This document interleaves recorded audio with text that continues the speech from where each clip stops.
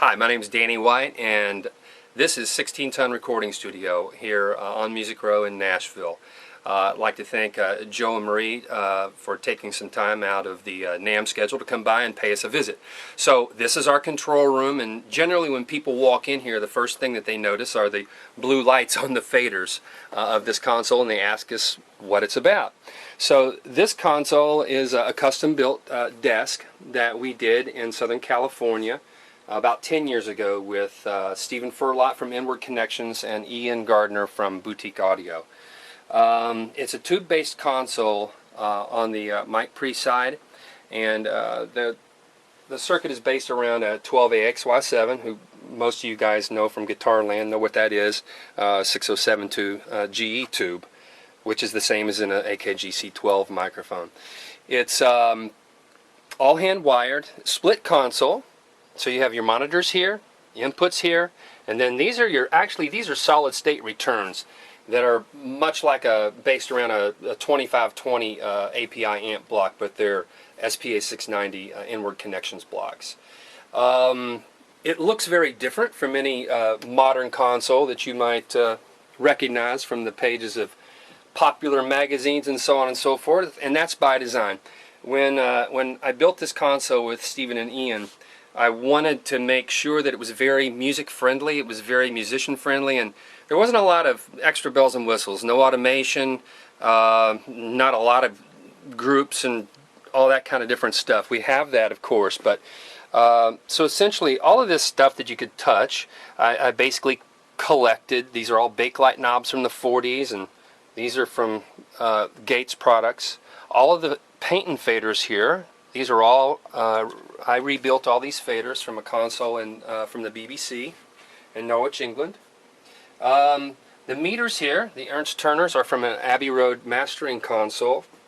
And the EMT plate controls that we have in the basement, this came out of a Neve. So it's all a basic, it's a brand new console, hand wired, but there is definitely old school technology, Class A point-to-point hand wired. Now, the room. The room was designed by Michael Cronin from Michael Cronin Acoustics. Michael was a protege of Tom Hidley, who a lot of you guys probably know from, again, Mix Magazine and so on and so forth, as pretty much the grandfather of modern control room design. Michael is a cat from London who lives here in Nashville. He's built all the rooms over at Blackbird and pretty much all the big rooms in town. The room was tuned by Bob Hodis from Hodis Sound in San Francisco, and he put a custom-built Meyer Sound EQ on this room. It is straight at 19 kilohertz and it's 3 dB down at 23 hertz. Monitoring here, a lot of people ask about our monitors. These are ATC 150s, another product of the UK, and I can't say enough about them. You'll find them in a lot of Michael's rooms around town, and we couldn't be happier with them. Any of you guys that know ATC know the quality of those. Before I built this console, I owned the Trident A range console from the studio right on St. Anne's Court there, right off of Piccadilly Circus in London. And so over here we have some of those modules out of the console. From the London desk here that we use all the time. This is a Ampex 350 tape electronics head that we've rewired for a DI and mic pre. And a lot of you guys may have heard about that mod, and I would suggest if you can still get these for pretty cheap, and the mod's not too expensive, and it's just one of the best things you can do if you want to get that tubey warm sound. Over here, we'll hit some outboard gear here at the studio. Some of the usual suspects in a place like this: 1176s, 1178, a couple Neve compressors out of a 80 series, 8078. Your usual rack of API stuff, Chandler. Very cool 438 Altec, which is like a 436, but later on in the later 56, 59, 60 era, they added a mic pre to that, and it's a really great piece of gear, and they're still kind of reasonable. Distressors and different time-based stuff, and DBX equipment, things like that. And here's one of Steven's from Inward Connections, a great tube compressor. This is a TSL1. Same guy who built the electronics at the console. So here we have a Scully 280. This is a machine that generally we use for tape delay to the plate, but we also use it. We do have CLASP, which we'll talk a little bit more about in a minute.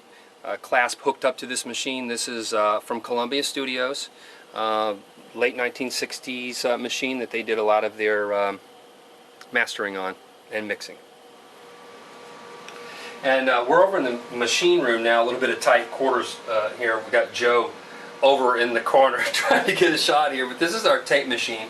This is an Ampex MM1000, and this was the original tape machine over at Columbia Studio A, 1969 model. And we got this machine and we totally restored it and went through, recapped everything, relapped the heads and all that. And it's just a fabulous 2-inch 16-track machine. You know, we've got, when Eddie Kramer was here, he walked up to this machine and he said, "I know that machine," and he said, I cut Johnny Winter's first record on that. And it didn't surprise me, because this machine has been a part of a lot of Columbia recordings, including all the cash stuff, Behind Closed Doors, He Stopped Loving Her Today, and the last Bob Dylan record, among many others. But the star of the show really is CLASP with this machine. And essentially what CLASP does, as far as a lot of people ask about latency, CLASP essentially eliminates the gap between the record head and the playback head. So you're recording, you're actually getting real tape and recording and controlling, slaving this machine with Pro Tools at the same time. I'll let Chris talk a little bit more about that later, but this is kind of the star of our machine room here is the Ampex MM1000. In this part of the building, these are the recording rooms, or a piece of it. And out here, again, this is more Michael Cronin design out here. And up today we have, we were doing a vocal session last night, so we have a Neumann M49 here. So this is just one of our mics we have. I mean, we've been very fortunate to come across quite a few great mics over the years. So we have Neumann 49s, we have Telefunken Badge U47s, AKG C12s, and Sony mics, RCA ribbons, all that kind of stuff. So we have the general a great selection of mics for what most of our clientele expect us to have here, and we're very fortunate to have had those mics. These rooms out here, this particular room is used for everything from drums to vocals, acoustic guitars. We've done strings out here, and just about everything. It just sounds great.